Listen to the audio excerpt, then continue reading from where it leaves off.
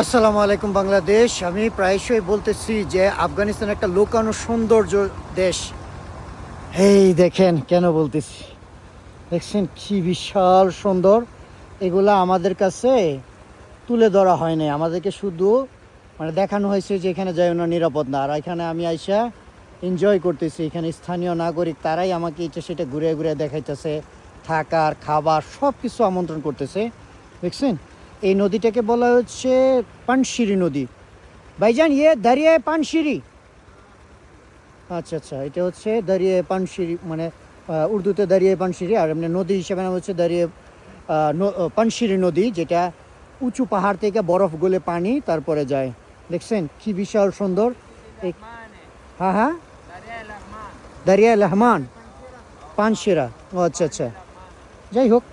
তো এখানে বৈশা আপনি আপনার বন্ধু বান্ধব পরিবার পরিজনকে নিয়ে এখানে বসে একটু চা পান করলেন, সময় কাটাইলেন। আর এই যে দেখেন এই ভিউটা কি বিশাল সুন্দর। এই জন্য আমি বললাম যে আফগানিস্তান হচ্ছে লুকানো এক সৌন্দর্যের দেশ, যেটা দেখানি হয় না। তো যাই হোক, আপনারা যখন সম্পূর্ণ ব্লগ আসবে তখন দেখেন, খুব ভালো লাগবে।